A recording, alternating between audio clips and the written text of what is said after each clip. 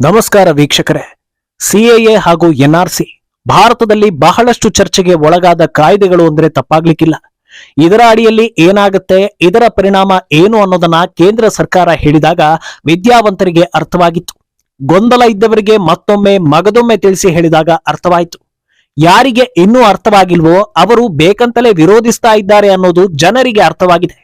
ಈಗ ವಿಷಯ ಏನಂದ್ರೆ, ಸಿಎಎ ಹಾಗೂ ಎನ್ಆರ್ಸಿ ಜಾರಿಗೆ ಬಂದ ಬಳಿಕ ನೆರೆಯ ರಾಷ್ಟ್ರದಲ್ಲಿ ಸಂಕಷ್ಟ ಅನುಭವಿಸ್ತಾ ಇದ್ದ ಕೆಲವರಿಗೆ ಭಾರತದ ಪೌರತ್ವವನ್ನ ನೀಡಲಾಗಿದೆ ಅನ್ನೋದು. ಅಲ್ಲಿ ಅವರು ಅನುಭವಿಸ್ತಾ ಇದ್ದ ನರಕವನ್ನ ಅವರ ಬಾಯಲ್ಲೇ ಕೇಳ್ತಾ ಇದ್ರೆ ಕರುಳು ಕಿವಿಚುವಂತಿದೆ. ಇನ್ನೊಂದೆಡೆ ಸಿಎಎ ಹಾಗೂ ಎನ್ಆರ್ಸಿ ವಿರುದ್ಧ ಜನರಲ್ಲಿ ಗೊಂದಲ ಮೂಡಿಸ್ತಾ ಇರೋ ಬಂಗಾಳದ ದೀದಿಗೆ ಗೃಹ ಸಚಿವ ಅಮಿತ್ ಶಾ ಖಡಕ್ ಆಗಿ ಉತ್ತರ ನೀಡಿದ್ದಾರೆ. ಹಾಗಿದ್ರೆ ಸಿಎಎ ಎನ್ಆರ್ಸಿ ಫಲ ಏನು, ನೆರೆಯ ರಾಷ್ಟ್ರಗಳ ಅಲ್ಪಸಂಖ್ಯಾತರು ಅನುಭವಿಸ್ತಾ ಇದ್ದ ಸಂಕಷ್ಟಗಳೇನು, ದೀದಿಗೆ ಶಾ ಹೇಳಿದ್ದೇನು, ಇದೆಲ್ಲವನ್ನ ಒನ್ ಬೈ ಒನ್ ಹೇಳ್ತಾ ಹೋಗ್ತೀವಿ. ಈ ವಿಡಿಯೋವನ್ನ ತಪ್ಪದೆ ಕೊನೆ ತನಕ ನೋಡಿ. ಅದಕ್ಕೂ ಮುನ್ನ ಮೀಡಿಯಾ ಮಾನ್ಸ್ಟರ್ ಚಾನಲ್ ಅನ್ನ ತಪ್ಪದೆ ಸಬ್ಸ್ಕ್ರೈಬ್ ಮಾಡಿ. ಹೌದು, ಸಿಎಎ ಎನ್ಆರ್ಸಿಯನ್ನ ಎಷ್ಟರ ಮಟ್ಟಿಗೆ ಅರ್ಥವಾಗಿಸೋದಕ್ಕೆ ಸಾಧ್ಯವಾಗುತ್ತೋ ಅಷ್ಟರ ಮಟ್ಟಿಗೆ ಅರ್ಥ ಮಾಡಿಸಿದ್ದಾಗಿದೆ. ಇಷ್ಟಾದ್ರೂ ವಿರೋಧ ಬರ್ತಾ ಇರೋದರ ಬಗ್ಗೆ ಕೇಂದ್ರ ಸರ್ಕಾರ ಈಗ ತಲೆ ಕೆಡಿಸ್ಕೊಳ್ತಾನೆ ಇಲ್ಲ. ಈಗ ಈ ಕಾಯ್ದೆಯ ಮೊದಲ ಫಲ 14 ಜನರಿಗೆ ಸಿಕ್ಕಿದೆ. ಪಾಕಿಸ್ತಾನ, ಆಫ್ಘನ್ ಹಾಗೂ ಬಾಂಗ್ಲಾದೇಶದ ಕಡೆಯಿಂದ ಬಂದಿದ್ದ ಈ ಮುಸ್ಲಿಮೇತರ ಅಲ್ಪಸಂಖ್ಯಾತರು 2014ಕ್ಕೂ ಮುನ್ನ ಭಾರತಕ್ಕೆ ಬಂದು ನೆಲೆಸಿದ್ರು. ಅಲ್ಲಿನ ಚಿತ್ರಹಿಂಸೆ ತಾಳಲಾರದೆ ಬಂದಿದ್ದವರನ್ನ ಗುರುತಿಸಿರೋ ಕೇಂದ್ರ ಸರ್ಕಾರ ಅವರ ಬ್ಯಾಕ್ ಗ್ರೌಂಡ್ ವೆರಿಫೈ ಮಾಡಿ ಪೌರತ್ವವನ್ನ ನೀಡಿದೆ. ಪೌರತ್ವ ಪಡೆದುಕೊಂಡ 14 ಜನರು ನೆಮ್ಮದಿಯ ನಿಟ್ಟುಸಿರು ಬಿಟ್ಟಿದ್ದಾರೆ. ಈ ಪೈಕಿ ಹುಡುಗಿಯೊಬ್ಬಳು ಪಾಕಿಸ್ತಾನದಲ್ಲಿ ಅನುಭವಿಸ್ತಾ ಇದ್ದ ಕಷ್ಟಗಳನ್ನ ಮಾಧ್ಯಮದ ಮುಂದೆ ಹೇಳ್ಕೊಂಡಿದ್ದಾಳೆ.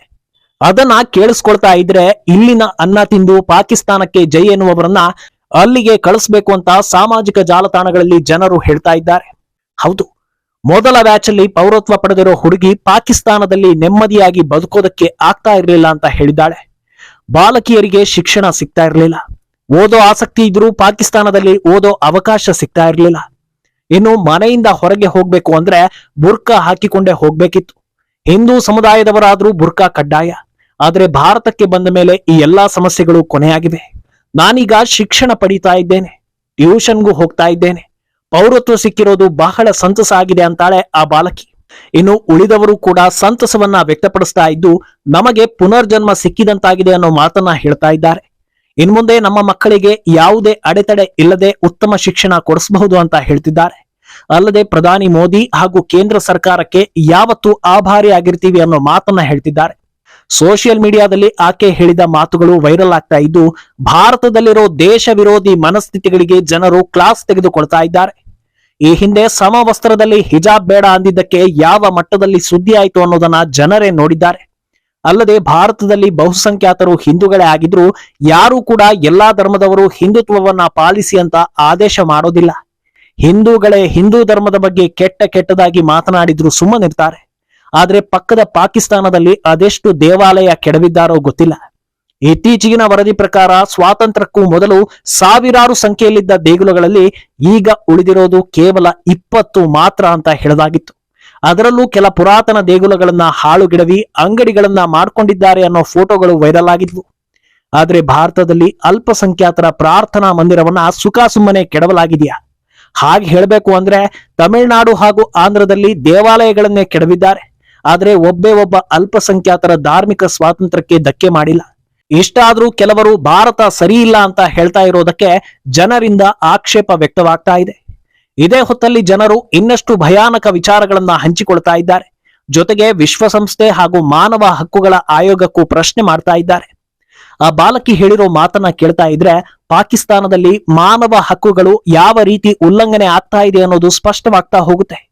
ಇಷ್ಟಾದ್ರೂ ವಿಶ್ವಸಂಸ್ಥೆ ಯಾಕೆ ಈ ಬಗ್ಗೆ ಗಮನ ಹರಿಸಿಲ್ಲ ಅಂತ ಜನರು ಪ್ರಶ್ನೆ ಮಾಡ್ತಾ ಇದ್ದಾರೆ. ಬಲವಂತವಾಗಿ ಬುರ್ಕಾ ಹಾಕೋದಕ್ಕೆ ಒತ್ತಾಯ ಮಾಡೋದು, ಅದರಲ್ಲೂ ಒಂದು ದೇಶದ ಅಲ್ಪಸಂಖ್ಯಾತರನ್ನ ಈ ರೀತಿ ನಡೆಸಿಕೊಳ್ತಾ ಇರೋದು, ಶಾಲೆಗೆ ಹೋಗದಂತೆ ತಡೆಯೋದು, ಇದೆಲ್ಲ ನಿಮ್ಮ ಕಣ್ಣಿಗೆ ಕಾಣಿಸ್ತಾ ಇಲ್ವಾ ಅಂತ ಜನರು ಪ್ರಶ್ನೆ ಮಾಡ್ತಾ ಇದ್ದಾರೆ. ಅಲ್ಲದೆ ವರದಿಗಳ ಪ್ರಕಾರ ಪ್ರತಿ ವರ್ಷ ಪಾಕಿಸ್ತಾನದಲ್ಲಿ 1000ಕ್ಕೂ ಹೆಚ್ಚು ಹಿಂದೂ, ಸಿಖ್ ಹಾಗೂ ಕ್ರಿಶ್ಚಿಯನ್ ಧರ್ಮೀಯರನ್ನ ಬಲವಂತವಾಗಿ ಮತಾಂತರ ಮಾಡ್ತಾ ಇದ್ದಾರೆ. ಆದ್ರೆ ಇದ್ಯಾವುದರ ಬಗ್ಗೆಯೂ ವಿಶ್ವಸಂಸ್ಥೆಯಾಗ್ಲಿ ಅಥವಾ ಮಾನವ ಹಕ್ಕುಗಳಾಗ್ಲಿ ಮಾತಾಡೋದೇ ಇಲ್ಲ. ಹಾಗಂದ ಮಾತ್ರಕ್ಕೆ ಇವರೆಲ್ಲ ಕೈಕಟ್ಟಿ ಕೂತಿದ್ದಾರೆ ಅಂತೇನಲ್ಲ. ಭಾರತದಲ್ಲಿ ಒಂದು ಸೂಜಿ ಬಿದ್ರು, ಭಾರತದಲ್ಲಿ ಮೈನಾರಿಟಿಗಳ ಬಗ್ಗೆ ಒಂದು ಚಿಕ್ಕ ಸುದ್ದಿ ಆದ್ರೂ ಬಾಯಿ ಬಿಡ್ತಾರೆ, ಟೀಕಿಸ್ತಾರೆ. ಅದರಲ್ಲೂ ಕಾಂಗ್ರೆಸ್ಸೇತರ ಸರ್ಕಾರ ಇದ್ರೆ ಸಲಹೆಗಳನ್ನು ಕೊಡ್ತಾರೆ. ಇದೆಲ್ಲ ಹೇಗೆ ಸಾಧ್ಯ ಅನ್ನೋದು ಜನರ ಪ್ರಶ್ನೆ. ಇನ್ನು ಭಾರತದಲ್ಲಿ ಕಾಂಗ್ರೆಸ್ ಹಾಗೂ ಬಹುತೇಕ ಎಲ್ಲಾ ಪ್ರಾದೇಶಿಕ ಪಕ್ಷಗಳು ಕೂಡ ಸಿಎಎ ಹಾಗೂ ಎನ್ಆರ್ಸಿಯನ್ನ ವಿರೋಧಿಸ್ತಾ ಇವೆ ಅನ್ನೋದನ್ನ ನೋಡ್ತಾ ಇದ್ದೇವೆ. ಈ ಪೈಕಿ ಮೊದಲ ಸಾಲಲ್ಲಿ ನಿಲ್ಲೋದು ಬಂಗಾಳದ ಮಮತಾ ಬ್ಯಾನರ್ಜಿ. ಆಗಾಗ ಸಿಎಎ ಬಗ್ಗೆ ಗುಟುರು ಹಾಕುವ ಮಮತಾ ಬ್ಯಾನರ್ಜಿ ಇತ್ತೀಚೆಗೆ ತಮ್ಮ ಪ್ರಚಾರ ಭಾಷಣದಲ್ಲಿ ಅದನ್ನ ರಿಪೀಟ್ ಮಾಡಿದ್ರು. ಇದಕ್ಕೆ ಗೃಹ ಸಚಿವ ಅಮಿತ್ ಶಾ ಸರಿಯಾದ ತಿರುಗೇಟು ಕೊಟ್ಟಿದ್ದಾರೆ. ಪ್ರಪಂಚದ ಯಾವ ಶಕ್ತಿ ಬಂದರೂ ಸಿಎಎಯನ್ನ ತಡೆಯೋದಕ್ಕೆ ಸಾಧ್ಯವಿಲ್ಲ. ಯಾರು ಅರ್ಹರೋ ಅವರಿಗೆ ಪೌರತ್ವ ಸಿಕ್ಕೇ ಸಿಗುತ್ತೆ ಅಂತ ಹೇಳಿದ್ದಾರೆ. ಈ ಬಗ್ಗೆ ಮಾತನಾಡಿರೋ ಅಮಿತ್ ಶಾ, ಬಂಗಾಳದಲ್ಲಿ ಅಧಿಕಾರದಲ್ಲಿರೋ ತೃಣಮೂಲ ಕಾಂಗ್ರೆಸ್ ಪಕ್ಷ ಮಾತೆ ಹಾಗೂ ಮನುಷ್ಯರ ಬಗ್ಗೆ ಕಾಳಜಿ ಮಾಡಬೇಕಿತ್ತು. ಆದ್ರೆ ಮುಲ್ಲಾ, ಮದ್ರಸಾ ಹಾಗೂ ಮಾಫಿಯಾ ಬಗ್ಗೆ ಗಮನ ಹರಿಸ್ತಾ ಇದೆ. ಇದು ದೊಡ್ಡ ದುರಂತ ಅಂತ ಹೇಳಿದ್ದಾರೆ. ಅಲ್ಲದೆ ಬಂಗಾಳದಲ್ಲಿ ದೀದಿಯ ಓಲೈಕೆ ರಾಜಕಾರಣ ಯಾವ ಲೆವೆಲ್ಗೆ ಹೋಗಿದೆ ಅಂದ್ರೆ ಅಲ್ಲಿ ಇಮಾಮ್ಗಳಿಗೆ ಸರ್ಕಾರದಿಂದ ಪ್ರತಿ ತಿಂಗಳು ಸರಿಯಾದ ಸಂಬಳ ಸಿಗುತ್ತೆ. ಆದರೆ ದೇವಸ್ಥಾನದ ಅರ್ಚಕರನ್ನ ಕೇಳೋರಿಲ್ಲ. ಮುಸ್ಲಿಮರ ಹಬ್ಬಗಳ ಆಚರಣೆ ಹಾಗೂ ಮೆರವಣಿಗೆಗಳ ವೇಳೆ ದೀದಿ ಸರ್ಕಾರದಿಂದ ಯಾವ ಅಡೆತಡೆಗಳು ಇರೋದಿಲ್ಲ. ಆದರೆ ಹಿಂದೂಗಳ ದುರ್ಗಾ ಪೂಜೆ ಮೆರವಣಿಗೆ ಹಾಗೂ ಕಾಳಿ ಮಾತೆಯ ಮೆರವಣಿಗೆ ಸಂದರ್ಭದಲ್ಲಿ ರೋಡ್ ಬ್ಲಾಕ್ ಮಾಡೋದು, ತಡೆಯೋದು ಇದೆಲ್ಲವೂ ನಡೆದುಕೊಂಡು ಬಂದಿದೆ. ಇದೆಲ್ಲವನ್ನ ನಾವು ಗಮನಿಸ್ತಾ ಇದ್ದೀವಿ ಅಂತ ಎಚ್ಚರಿಸಿದ್ದಾರೆ. ಇನ್ನು ಸಿಎಎ ವಿರೋಧಿಸುವವರಿಗೆ ಪ್ರಧಾನಿ ಮೋದಿ ಕೂಡ ಸರಿಯಾದ ಟಕ್ಕರ್ ಕೊಟ್ಟಿದ್ದಾರೆ.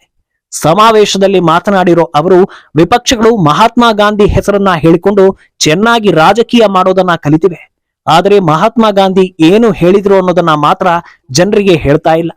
ಭಾರತದ ಅಕ್ಕಪಕ್ಕದ ದೇಶಗಳಲ್ಲಿರೋ ಅಲ್ಪಸಂಖ್ಯಾತರು ಭಾರತದಲ್ಲಿ ಬಂದು ಜೀವಿಸಬಹುದು ಅನ್ನೋದನ್ನ ಸ್ವತಃ ಗಾಂಧಿ ಹೇಳಿದ್ರು. ಆದ್ರೆ ಈಗ ಗಾಂಧಿ ಹೆಸರು ಇಟ್ಕೊಂಡಿರೋ ಜನರು ಅದನ್ನ ವಿರೋಧಿಸ್ತಾ ಇದ್ದಾರೆ ಅಂತ ಮೋದಿ ಗುಡುಗಿದ್ರು. ಅಲ್ಲದೆ ಸಮಾಜವಾದಿ ಪಾರ್ಟಿ ಹಾಗೂ ಕಾಂಗ್ರೆಸ್ ಸಿಎಎ ವಿರುದ್ಧ ಸುಳ್ಳು ಹಬ್ಬಿಸೋದಕ್ಕೆ ಏನೆಲ್ಲಾ ಪ್ರಯತ್ನ ಮಾಡಿದ್ರು ಅನ್ನೋದು ಇಡೀ ದೇಶಕ್ಕೆ ಗೊತ್ತಾಗಿದೆ. ಉತ್ತರ ಪ್ರದೇಶವನ್ನ ಹೊತ್ತಿ ಉರಿಸೋದಕ್ಕೆ ಬಹಳ ಪ್ರಯತ್ನ ಪಟ್ರು.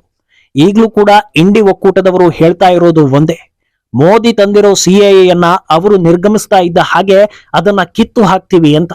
ಆದ್ರೆ ಒಂದು ವಿಷಯ ತಿಳ್ಕೊಳ್ಳಿ, ಸಿಎಎಯನ್ನ ತೆರವು ಮಾಡೋದಕ್ಕೆ ಯಾರಿಂದಲೂ ಸಾಧ್ಯವಿಲ್ಲ. ರಾಜಕೀಯಕ್ಕಾಗಿ ನಿಮ್ಮ ಓಲೈಕೆ ಹಾಗೂ ಸುಳ್ಳು ಜಾತ್ಯತೀತತೆಯ ವೇಲನ್ನ ಮೋದಿ ತೆಗೆದು ಹಾಕಿದ್ದಾನೆ. ವೋಟ್ ಬ್ಯಾಂಕ್ ಆಗಿ ಹಿಂದೂ ಮುಸ್ಲಿಂ ಮಧ್ಯೆ ತಂದಿಡೋದಕ್ಕೆ ಮಾಡಿದ ಪ್ರಯತ್ನಗಳು ಫಲಿಸೋದಿಲ್ಲ ಅಂತ ಮೋದಿ ಗುಡುಗಿದ್ರು. ಇನ್ನು ರಾಜಕೀಯ ಪರಿಣಿತರ ಪ್ರಕಾರ ಇಂಡಿ ಒಕ್ಕೂಟಕ್ಕೆ ಅಸಲಿ ಕಂಟಕ ಆಗ್ತಾ ಇರೋದು ಮೋದಿ ಅಲ್ಲ, ಬದಲಾಗಿ ಜನರು ಸುಶಿಕ್ಷಿತರಾಗ್ತಾ ಇರೋದು ಅಂತ ಹೇಳಲಾಗುತ್ತೆ. ಒಂದು ಕಾಲದಲ್ಲಿ ಅಧಿಕಾರದಲ್ಲಿರೋ ರಾಜಕಾರಣಿಗಳು ಏನೇ ಹೇಳಿದ್ರು ಜನ ಸುಮ್ಮನೆ ನಂಬ್ತಾ ಇದ್ರು. ಆದ್ರೆ ಇವತ್ತು ಪ್ರಧಾನಿ ಮೋದಿ ಹೇಳಿದ್ದನ್ನು ಕೂಡ ಜನರು ಚರ್ಚೆ ಮಾಡ್ತಾರೆ. ಉದಾಹರಣೆಗೆ ಸಿಎಎ ಅಂದ್ರೆ ಏನು, ಅದರಿಂದ ಯಾರಿಗೆ ಏನು ಪ್ರಯೋಜನ ಅನ್ನೋದನ್ನ ನೋಡ್ತಾರೆ. ಸುಖ ಸುಮ್ನೆ ಸಿಎಎ ಸರಿ ಇಲ್ಲ ಅಂತ ಹೇಳಿ ಜನರು ಅದರ ಬಗ್ಗೆ ತಿಳಿದುಕೊಂಡು ಸರಿ ಇದೆ ಅನ್ನೋದು ಗೊತ್ತಾದ್ರೆ ಯಾರ ಮರ್ಯಾದೆ ಹೋಗುತ್ತೆ, ಯಾರು ನಂಬಿಕೆಯನ್ನ ಕಳ್ಕೊಳ್ತಾರೆ. ಆದ್ರಿಂದ ಸುಳ್ಳು ಹೇಳೋದಕ್ಕೆ ಹೋಗಿಯೇ ಇಂಡಿ ಒಕ್ಕೂಟಕ್ಕೆ ಇಂಥ ಪರಿಸ್ಥಿತಿ ಬಂದಿರೋದು ಅಂತ ವಿದ್ಯಾವಂತರು ಹಾಗೂ ಪ್ರಜ್ಞಾವಂತರು ಚರ್ಚಿಸ್ತಾ ಇದ್ದಾರೆ. ಒಟ್ನಲ್ಲಿ ಒಳ್ಳೆ ಉದ್ದೇಶದಿಂದ ಮಾಡಿದ್ದ ಕಾಯ್ದೆ ಒಳ್ಳೆ ಫಲ ಕೊಟ್ಟಿರೋದು ಸಾಬೀತಾಗಿದೆ. ಇನ್ಮುಂದೆ ನರಕ ಯಾತನೆ ಅನುಭವಿಸ್ತಾ ಇರುವವರಿಗೆ ಇದರಿಂದ ಉತ್ತಮ ಜೀವನ ಸಿಕ್ಕಿ ಕದ್ದು ನುಸುಳಿ ದೇಶದೊಳಗೆ ಬಂದವರಿಗೆ ತಕ್ಕ ಶಾಸ್ತಿ ಆಗಲಿ ಅನ್ನೋದು ಎಲ್ಲರ ಆಶಯ. ಈ ಬಗ್ಗೆ ನಿಮ್ಮ ಅಭಿಪ್ರಾಯವನ್ನ ತಪ್ಪದೆ ಕಾಮೆಂಟ್ ಮೂಲಕ ತಿಳಿಸಿ.